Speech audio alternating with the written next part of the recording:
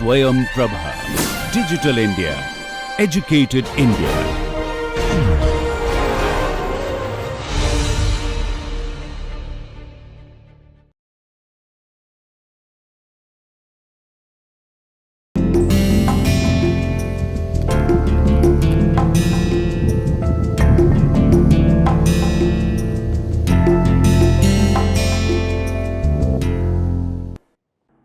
Namaste, this is lecture 3 in which we try to understand what was the contribution of some of the forerunners of social sciences and how did they engage with some of the philosophical issues which emerged in the Enlightenment and how it eventually leads us to understand a very typical, a very particular kind of response coming from social scientists, and that response was called positivism.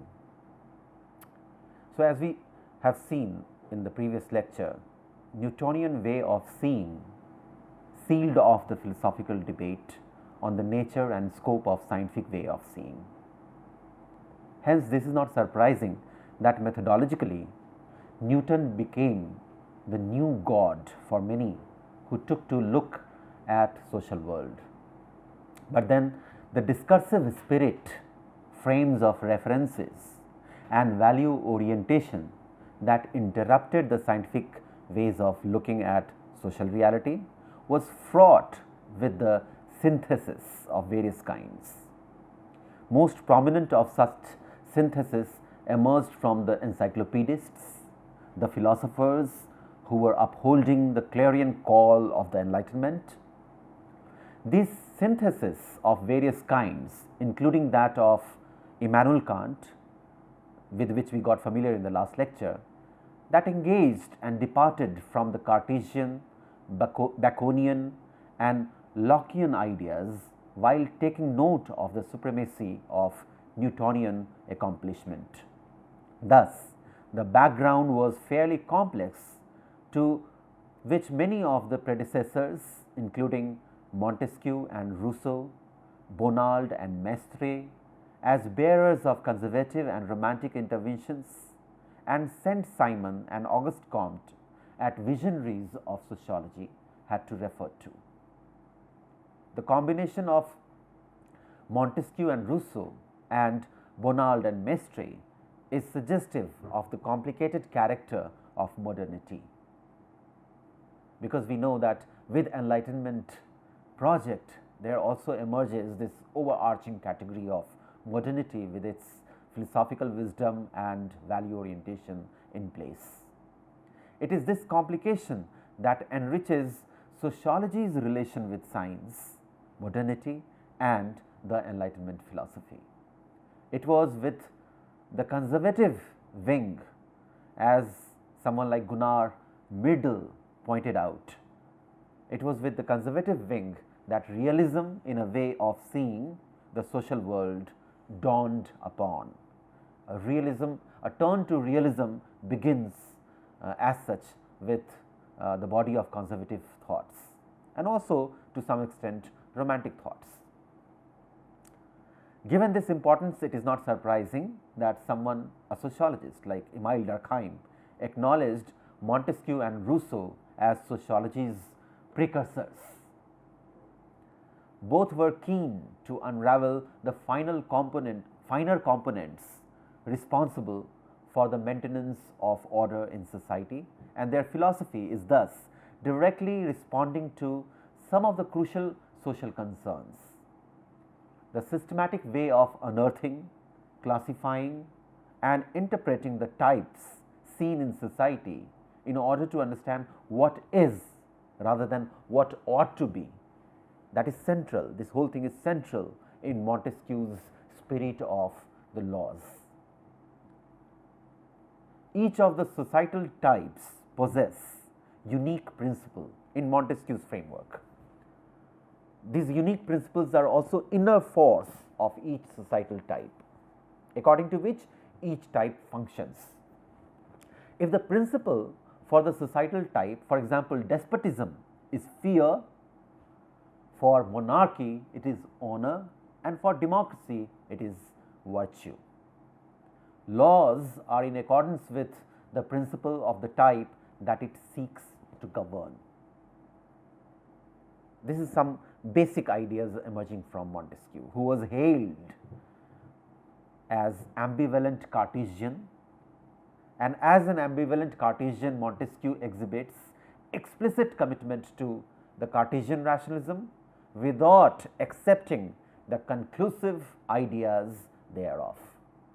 Hence, while on one hand Montesquieu would meditate upon various issues in a fairly Cartesian manner of doubting to arrive at indubitable, he would also be keen to gather his impressions of the world without rejecting them as external distractions, as was done in Cartesian philosophy. While he would maintain a rational outlook in his propositions, he would believe in the possibility of a rational science of human world that can discuss the concrete social world without a concrete social world rather than abstract notions of philosophers. So, it is not out of place that Montesquieu upheld Cartesian methods without applying them in his own observations. The way of seeing that enables Montesquieu to present a prognostic explanation of society through its types is akin to that of a physician. And someone like Isaac Berlin has noted about Montesquieu, and I quote, "A physician does not, after all, usually ask himself what precisely it is that good health consists in and why. He takes it for granted and calls himself a physician because he knows a healthy and normal organism from one which is sick and abnormal, and knows moreover that what is good for one type of organism may be fatal to another, and that what is needed in one climate is unnecessary or dangerous in another." Similarly, Montesquieu assumed that the idea of political and moral health is too familiar to need any analysis, and that when it is present, this is quite patent, and that to be rational is to recognize it for what it is, to know the symptoms, to know how to cure the relevant diseases, and how to maintain the organism. Montesquieu's quest of types is aimed at the principles underlying the types rather than only morphological discovery of the empirical forms. And through the details of these socio-political types, Montesquieu predisposes social sciences toward interrelated institutions. In other words, one ought to be seeing through the social institutions and thereof interconnections, the patterns of interactions, and most importantly, the general principles that govern the social and political. Moreover, Montesquieu hints at the importance of adopting the perspective of other, the views of the outsiders of an institution, rather than only dwelling upon the experiences of the insiders. The idea of comparative perspective thereby takes a methodological form. With such orientation, Montesquieu contributed a discussion on spirit as a force derived from general principles of institutions, relations, and interactions. While doing so, his works anticipated the idea of division of labor, its role in determining the characteristics of social relations, and the concomitant idea of social solidarity. All of these were reverberant, very important in theoretical functionalism in social sciences, and more precisely in the sociology of a milder kind. The theoretical contribution of Montesquieu is of immense value, as it aids in understanding the ways in which society can uphold itself in the wake of explicit utilitarianism interfering human relations. Montesquieu maintained faith in science and optimism about the role of modernity, while he also kept a fairly skeptical stance that was irritant to the encyclopedists, the philosophical counterparts, some of his contemporaries. This was skepticism about the high hopes of human perfection, transition from traditional to rational, and he had a suspicion about Enlightenment ideals. There was a sense of natural conservatism in Montesquieu's outlook that distinguished his way of seeing from that of his contemporaries, many other philosophers. And the best way to comprehend this as a crucial component in Montesquieu's way of seeing is to hear from him the way he speaks of something as impersonal as laws. And I quote Montesquieu here: "Laws, in the most general signification, are the necessary relations arising from the nature of things. In this sense, all beings have their laws. The deity has his laws, the material world its own laws, the intelligence superior to man, they have their own laws, the beasts their own laws, and man his laws." Quote ends.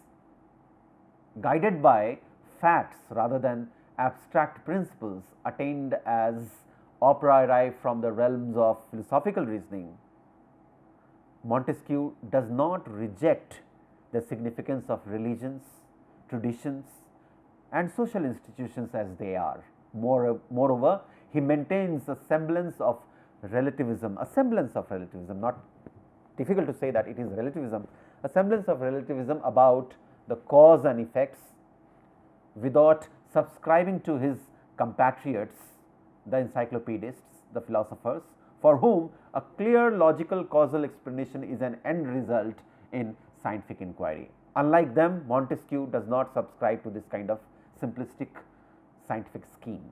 Steering clear of any such prior epistemological determinations coming from the bodies of philosophy, Montesquieu is like a curious child, as it were, seeking to see the probable causes of equally probable consequences. This is most explicit as he ruminates on the transition from the laws of nature to positive laws. And I quote him again: "Man in a state of nature would have the faculty of knowing before he had acquired any knowledge. Plain it is that his first ideas would not be of speculative nature. He would think of the preservation of his being before he would investigate its origin. Such a man would feel nothing in himself at first but impotency and weakness. His fears and apprehensions would be excessive, as appears from the instances. Were there any necessity of proving it? As it appears from the instances, and he asks, were there any necessity of proving it? So, from the instances of savages, it appears, savages who were found in forests. As soon as man enters into a state of society, he loses the sense of his weakness. Equality ceases, and then commences the state of war. Each particular society begins to feel its strength, whence arises a state of war between different nations. The individuals, likewise, of each society become sensible of their force, and hence the principal advantages of this society they endeavor to convert to their own emolument, which constitutes a state of war between individuals." Quote ends. Having understood this, it is not surprising that Durkheim is quoted to have written, and I quote Durkheim now. Durkheim says, having been familiar with Montesquieu and his work, Durkheim says, "It is Montesquieu who first laid down the fundamental principles of social science. Not that he stated them in explicit terms, he speculated very little about the conditions of the science he inaugurated. But he speculated less about the conditions. But these principles are the principles that he delivers. These principles are conditions inherent in his ideas, and it is not difficult to recognize and formulate them. Quote ends. This acknowledgement by Durkheim is very significant. It puts Montesquieu in that important space from where Montesquieu is truly, and his body of thought is truly, a forerunner's contribution to modern social science. Like Montesquieu, as noted earlier, Rousseau's contribution was geared to build upon the idea of order in social world where individuals are free with choices and will. Walking the bridge between the Enlightenment rationalism and Romantic utopianism, he sought to show the possibility of perfection in humans, underlining that the social men and natural men are reconciled for a better society. And toward this, Rousseau announces the restoration of relation between the sciences and the arts, which could contribute to the purification rather than the alleged corruption of morality wrought by a misleading science and distorted arts. So, as it seems, he departs from the rationalist short-sightedness of some sort, and we would begin to see that natural men are not as savage as we might think, and social men are not as utilitarian as the socio-political and economic perspectives would show us. Thus, Rousseau rejects the Hobbesian idea of the natural state as a state of war, as a war of each against all. The naturalist romanticism becomes a way of seeing in Rousseau's negotiation as well as departure from the plain rationalism of the Enlightenment, enabling him to see more than what was shown and seen in the epoch dominated by scientific empiricism. His way of seeing thus encapsulates sentimentalism and intellectualism, truth and lies, facts and fables, as he emphasizes mythology, ordinary citizens, and a practice-oriented outlook. This all is well elucidated in the 2 volumes of Discourses that shows that Rousseau sees things differently. And a classic announcement of this is in the Discourse on Science and Art, where Rousseau says, and I quote, "If our sciences are vain in the objects they set for themselves, they are even more dangerous in the effects they produce." Quote ends. However, while doing so, Rousseau maintains his commitment to truth with the device which is phrased as vitam impendre vero, translated by the Dictionary of Latin into to risk one's life for truth. He has commitment to this kind of philosophical axiom vitam impendre vero, meaning to risk one's life for truth. With this commitment, he tends to depart from the plain and simple scientific epistemology of the Enlightenment. However, his location is within the frame of Enlightenment. The paradoxical epistemological position that he shows through the discussions interspersed in various works of Rousseau, including his work titled Emily, that paradoxical epistemological position is very, very important for the rest of the social sciences which will emerge just subsequently after the contributions of the forerunners. The evil then Rousseau sees is not a natural state of being. Instead, man becomes a warrior only after he becomes a citizen. Despite this, Rousseau is more hopeful with the citizens than with the philosophers. Citizens' practical knowledge imbued with natural perceptions is better source of understanding them and their world. And it is the citizens' ignorance of the abstract rationalism that Rousseau employs as a stance against the Enlightenment. He defends this ignorance, he defends citizens' ignorance, and in this way, the only way to bring about a semblance of order is through a realization, and the realization is like this: you need me, for I am rich and you are poor. Let's therefore make a contract with one another. I will do you honor to permit you to serve me under the condition that you give me what little you still have left for the trouble I shall take in commanding you. Quote ends.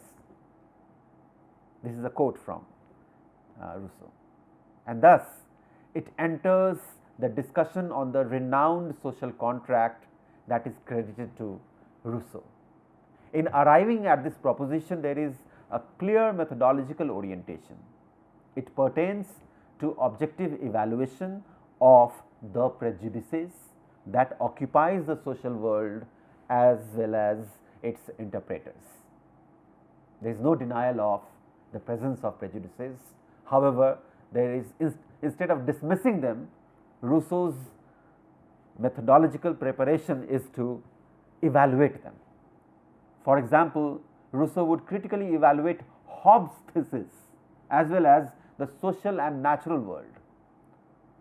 In doing so, the methodological orientation of Rousseau dwells upon some of the axiomatic ideas, his self-evaluated prejudice that natural is corrupted by social, and this is in tandem with, on one hand, Locke's empiricism, that knowledge is by and large a posteriori proposition. One experiences and thus one knows and acts in the social world. So, this is on one hand what occupies Rousseau's methodological orientation, this kind of empiricism. But then on the other hand, Rousseau's axiom underpins another implication, and that is about the state of nature. The natural state also entails knowledge, propositions and actions. This could be available for our understanding empirically too, but this state is capable of nurturing ability of intuition, meditation and more liberating kind of existence for both people and seeker of knowledge. In nutshell, Rousseau's methodological proposition, if one derives from it, his methodological proposition can be dubbed as an evaluative empiricism. Perhaps this serves well for making sense of the human world, which is rife with intersections of natural and social. Rousseau does not present a replica of scientific empiricism, which could pretend value neutrality, so to say. His departure from the Enlightenment notions of knowing is on the basis of what he learns from Socrates. Curiously enough, it is not Platonic Socrates, for Rousseau refashions some of the Socratic ideals and attempts to develop a unique way of seeing. Rousseau's Socrates, as it were, persuades us to start with the Socratic idea, and the idea being, know that we do not know. Know that we do not know. According to Rousseau, it is better to be ignorant than be complacent with pseudo knowledge. The tyrannical authority of science has undermined the domain from where virtues, morals and sanity in the state of freedom could emerge. So, we understand very briefly how Rousseau is trying to controvert the scientific epistemology, and he is trying to add to scientific epistemology with a very refreshingly different kind of position. Continuing in this line, the categories of community, family, society and also nation was beginning to appear as the important locus of human engagements in the conservative thinking in the late 18th century, particularly after the French Revolution. It begins to appear particularly after the French Revolution. Conservatism, the word conservative has acquired negative connotation unfortunately, but conservatism upheld a particular methodological style, a body of philosophical ideas which helps social scientists in approaching the concrete social institutions and minds behind those institutions. The uniqueness of this methodology arising from the conservative body of philosophy was recognized even by Karl Mannheim. In the conservative methodology, as Mannheim also noted, the Cartesian determination of rationality or the empiricism of the age of reason are combated with empirical observation of everything that are seen in the social world. It allows historicism to replace the deductive procedure of the 18th century philosophers. It's very paradoxical that the stress on historicism begins to appear from the philosophical advocacies made by conservative philosophers. The conservatives thus see a real man, unlike their predecessors who saw abstract man imagined in the larger philosophical framework of the Enlightenment. The conservatives' man, in other words, is not a philosopher's envisioned ideal man. It is the way man is, natural and social at once, and potentially more than what philosophers get to see, such as Frenchman or Englishman, peasant or aristocrat, churchman, businessman, soldier or statesman. These historical entities have equally tangible institutions and customs.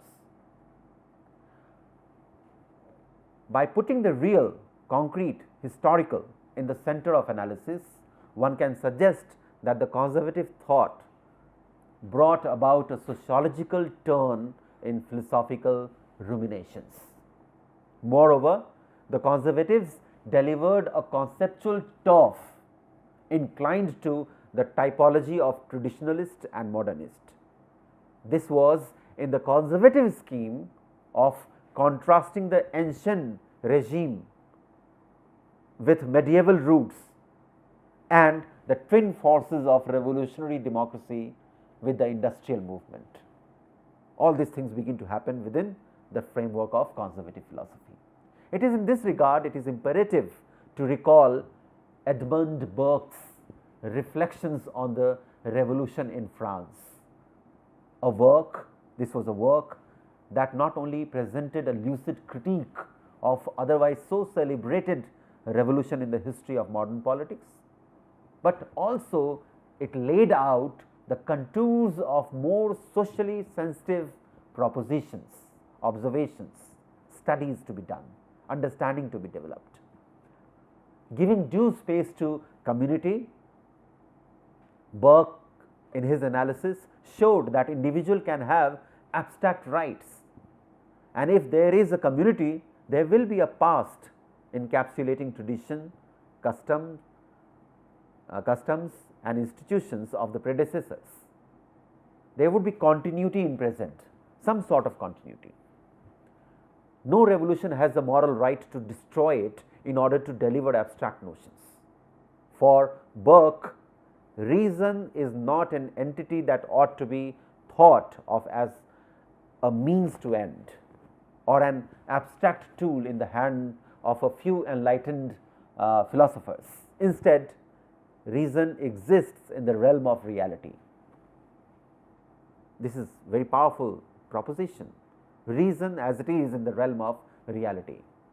For rational and real are intertwined, and hence reason has to be located in the realm of reality. In this line of thinking, another philosopher, Hegel, arrived at the notion of cosmic force, the idea, the spirit, the absolute, or even God. It is through these notions that the relation of natural and social comes to the fore for philosophical recognition in the Hegelian scheme. I am not going into the detail of a very vast body of work which these philosophers have presented.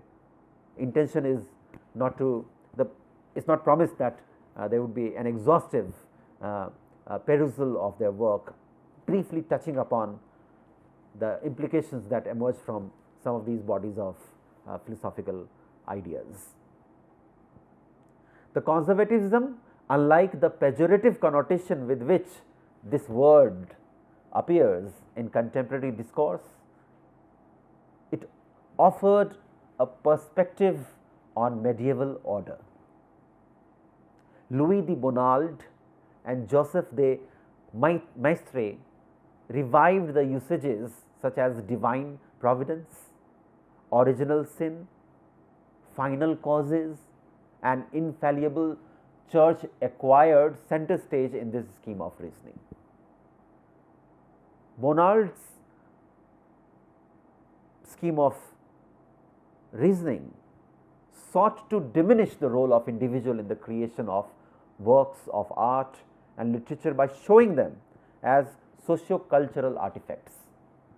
And by doing so, he was actually addressing Montesquieu and Rousseau, who had put aside the socio-moral conditioning and the role of the collective in the creation of knowledge. Maistre attacked Rousseau for the dichotomized understanding of men as social and natural, as though there was nothing in common between the two. And likewise, Bonald rejected the idea of natural man, natural right, in order to emphasize that all men are social and so are men's rights.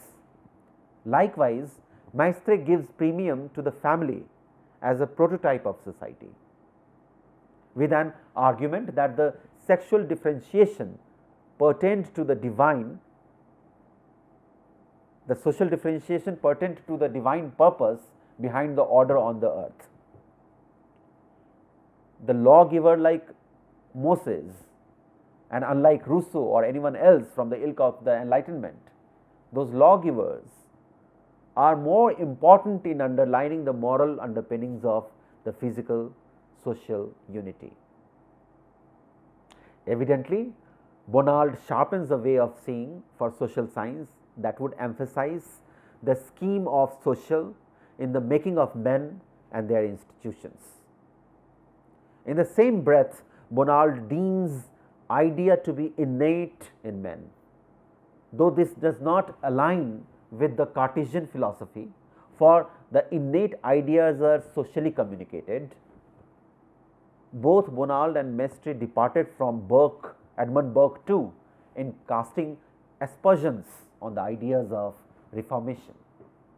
Particularly Maistre, who was keen to show function of institutions,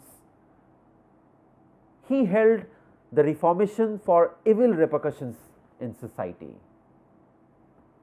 They both singled out Protestantism, capitalism and science as the key movers of disturbances in social order. And one begins to see that the category of social order becomes central in this analysis. On the whole, the conservative thoughts had shifted attention from free individual to group, from social change to stability, from abstract idealization of man to concrete man attached to the idea of social order.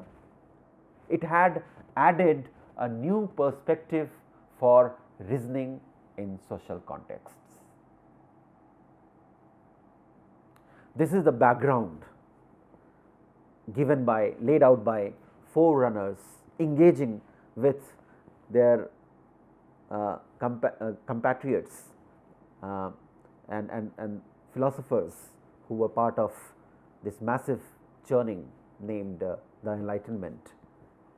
In this background, we get to see someone like Henry Saint-Simon and later followed by Auguste Comte. We get to see them engaging with some of the questions which would become crucial in social science, in modern disciplines of social science, and particularly in sociology, in addition to along with other disciplines.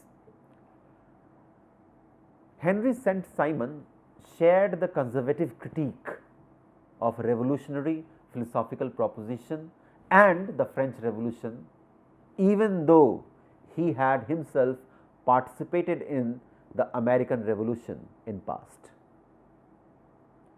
What he did not seem to share with the conservative, however, was the uncritical submission to a particular kind of order that belonged to medieval history. There was this discomfort about the glorification of this order which was witnessed in medieval history or ancient regime. Moreover, his take on socialism, Saint-Simon's take on socialism, though more of utopian nature, was expressive of his interest in dealing with the anomalies of the new world order, and this is very crucial to remember. With Saint-Simon, we start taking turn to the anomalies as they are encountered in the new world order, those concrete anomalies, the concrete setup in which those anomalies are located. And this new world order that was being enforced by capitalism. So, taking note of those anomalies in the new world order enforced by capitalism, this itself becomes a mark of distinction. So, what is Saint-Simon doing? He is envisaging the possibility of reconstruction. By taking note of anomalies, there is this urge toward reconstruction, and in this reconstruction, if the notion of order was important, so was the role of science, order and science. He envisaged that the new elite with scientific spirit and international orientation in industrial society would replace the educated elite of the Middle Ages. He envisaged that science would be a new religion, carried forward by the new intellectual class, well versed in scientific temperament, scientific philosophical debates, well versed in scientific epistemology. This class was going to be more important in Saint-Simonian understanding of the industrial society. The international order in the Middle Ages was possible due to the church, and church itself was an international organization, and that international organization maintained, firmed up the international order in the Middle Ages. One cannot go back to the Middle Ages. In a very realistic way, Saint-Simon reminds us. However, one can explore the similar alternative philosophy binding the nations across the world. This was at the core of Saint-Simon's promulgation on positivism that tried to synthesize the learning from 17th and 18th century along with that of 19th century. Saint-Simonian positivism is about creating a world where nations from across globe would come together because they would share the ethos of science, and they would try to address some of the anomalies together. This is akin to Newtonian physics. Positivism, in the light of Newtonian physics, was to aid in the science of human social world.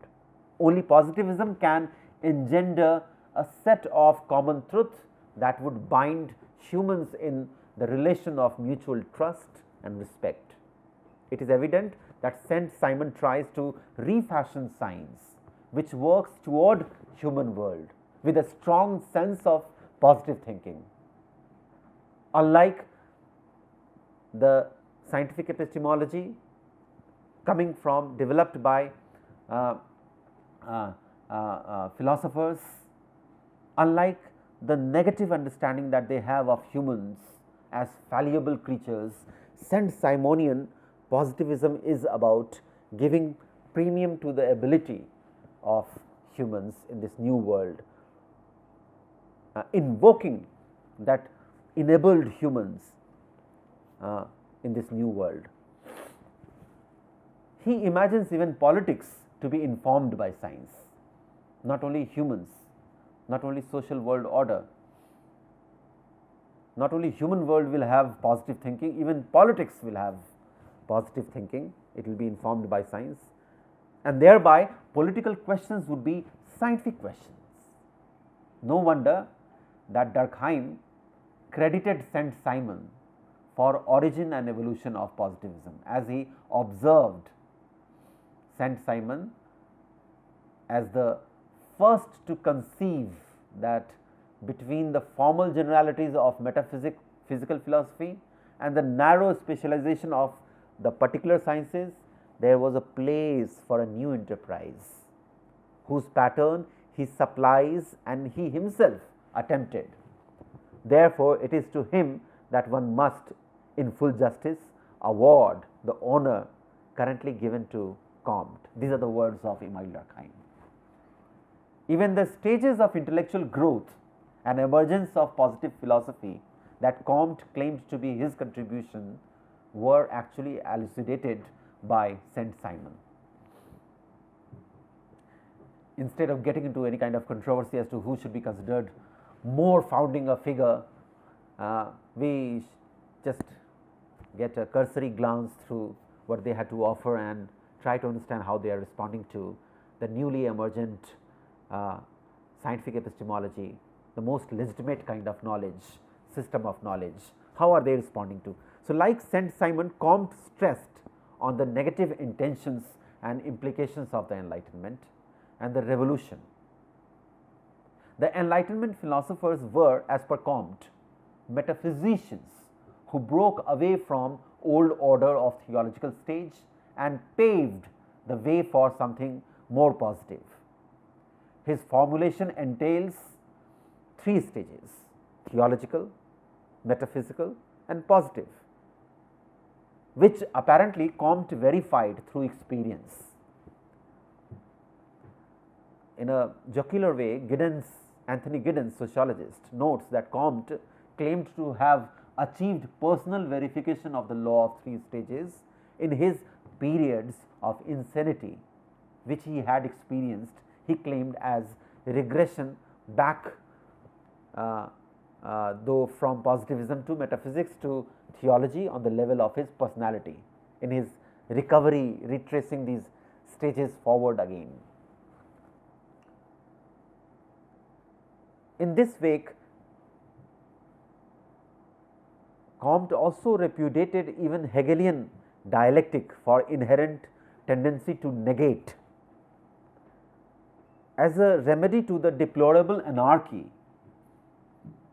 in socio-political order, the disturbance in socio-political order, Comte presented his social physics that would bring about a replacement for the old order that had outlived its utility.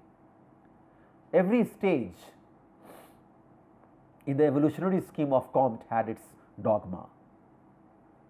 Departing from the theological stage, the progressive metaphysicians created another set of dogmas, and equality, sovereignty, liberty are some of the dogmas created by the metaphysicians, and he is referring to the Enlightenment philosophers as those metaphysicians. One can see through such dogmas if one is adequately scientific. One can unravel these dogmas if one is adequately scientific, and hence lay persons are not to be trusted in the positive philosophy. Positive philosophy therefore becomes a realm for only extraordinary intellectually capable persons. This is just as astronomers, physicists and chemists do not need interference of the non-experts in their respective scientific domain of inquiry. This is, however, with recognition that in the hierarchy of sciences, which is again typical of Comtean contribution, that in the hierarchy of sciences, the science of human world will be deemed youngest and at the lowest rung. The distinction of this particular branch of science toward which Comte is inclined begins to take an exclusive character in the finitude and conclusion of positive philosophy.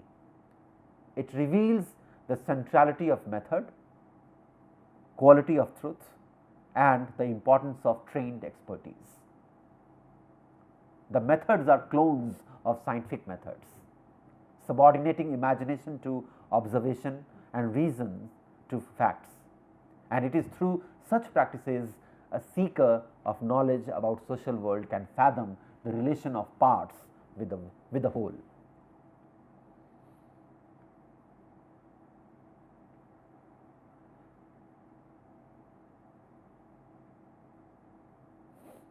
Interestingly enough,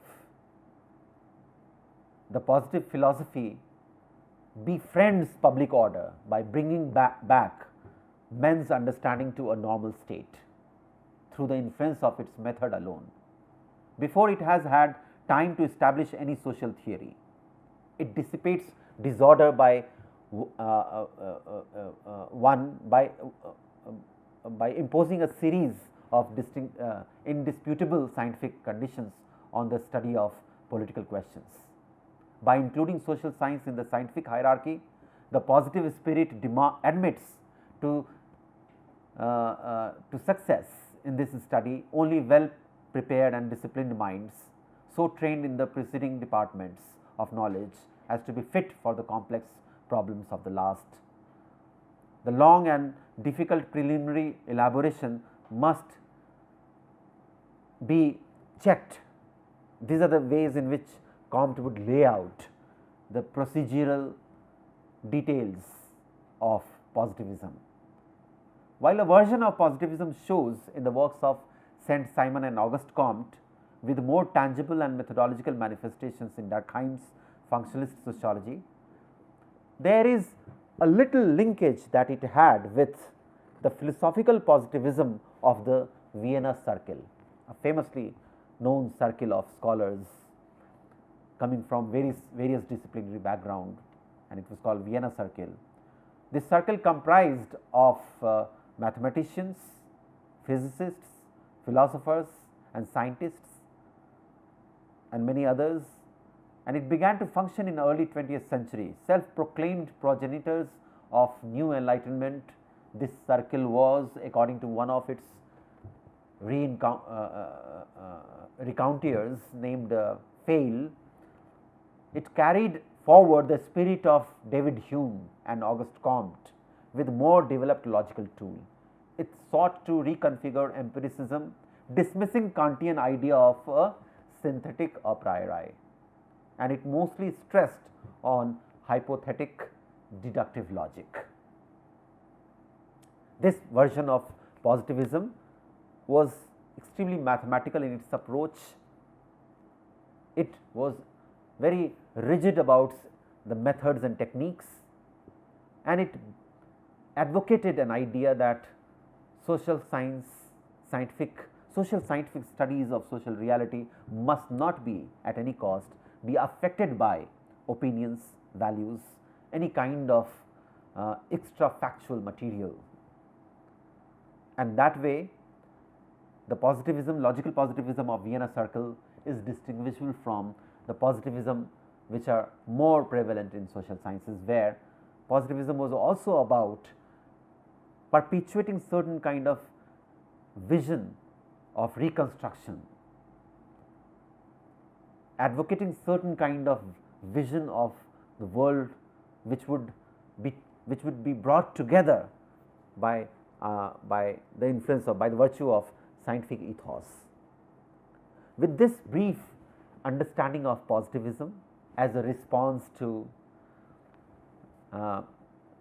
in continuity with the forerunners of social science, and as a response to the philosophical discussions given by the Enlightenment philosophy, we are almost prepared to take a look at some of the classical sociologists in order to understand how do they engage with the basic ideas emerging from the scientific epistemology.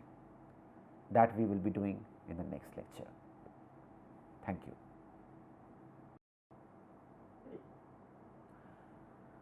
So, as it appears from this discussion on positivism and the forerunners of social sciences, that they are consciously engaging with some of the basic tenets which emerged from the Enlightenment philosophy. Some of the figures from Enlightenment philosophy are very important for them, and those figures have been discussed in the previous lecture. René Descartes, Cartesian body of philosophy, Cartesian fundamentals are always taken as reference point. The difficulty in resolving a debate on the question whether knowledge is entirely inscribed experience on a blank slate called human mind, or there is something before the inscription happens, and that those things, understanding, interpretation, knowledge which are before this inscription, prior to that inscription, are they also important in the scheme of scientific epistemology? Some of these questions are most revisited questions even amongst the forerunners. These questions are also haunting questions for those who are trying to lay out the basic contours of positivism.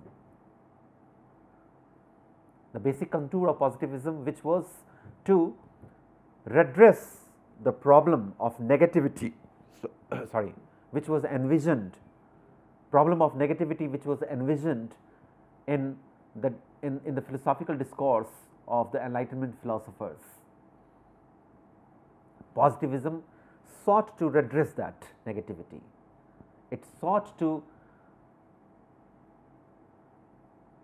replace abstractions, philosophical abstractions of human world, individual, social world, nature, science, intellectual growth, development, the abstractions about all these things, abstract idea about contract, order, how to maintain order, the Hobbesian question, all those things which were in abstraction,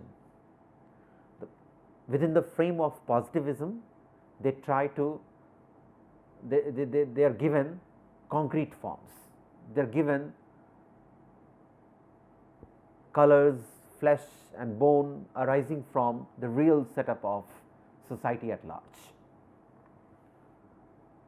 By concretizing some of these issues, by concretizing some of those philosophical idealization, positivism is also actually invoking intellectual force of the world.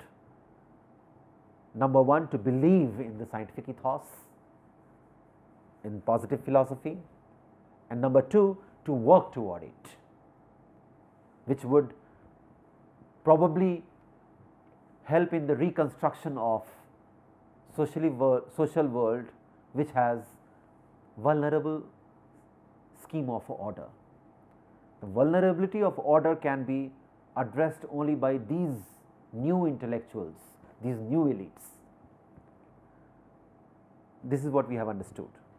Throughout this journey, from the beginning of scientific epistemology up to this point when we have positivistic responses emerging, throughout this journey, experience is an important category.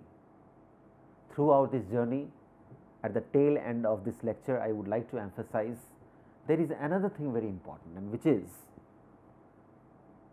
emphasis on the idea that knowledge in the wake of science will be an extraordinary category. It will not be something very ordinary. It will not be something which can stay untouched which can be immune to investigation. If there is something immune to investigation, some kind of experience, that would not get place of pride, respectful amount of attention in the frame of scientific knowledge. Knowledge itself becomes an extraordinary entity, and one can understand that with some stretch of imagination, one can understand that this extraordinary knowledge would be source of power in time to come. Knowledge would become equivalent of power. Alongside, what it also does, this whole discussion in the last couple of lectures, what it also does is that it converts a seeker of knowledge into an extraordinary creature. For René Descartes, this extraordinary creature was supposed to have that I, which would be independent of the rest of the body system. That was the extraordinary I for Descartes. That extraordinariness of the knower, the seeker of knowledge, is maintained. That extraordinariness is also maintained in the framework of positivism. These are the new elites. Saint Simon imagines the new elites who would be believer in scientific ethos, who would be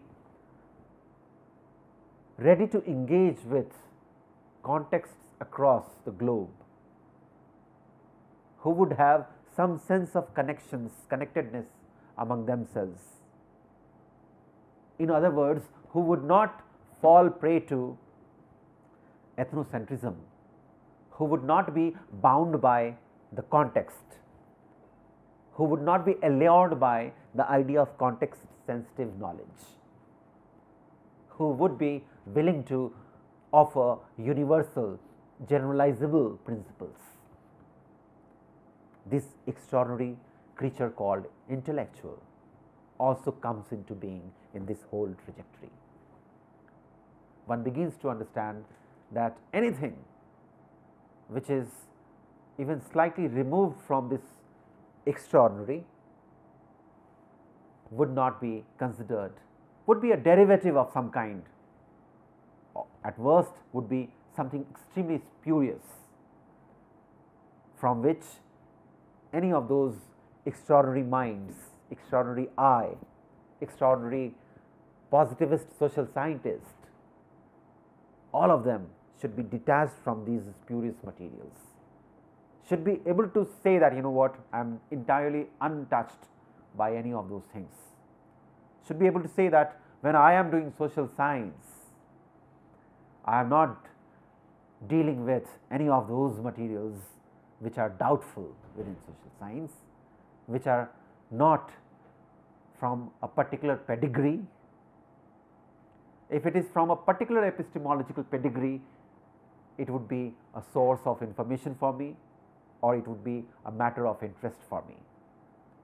This is also one of the implications emerging from this whole trajectory, and this I wanted to emphasize because it helps us in understanding the intellectual politics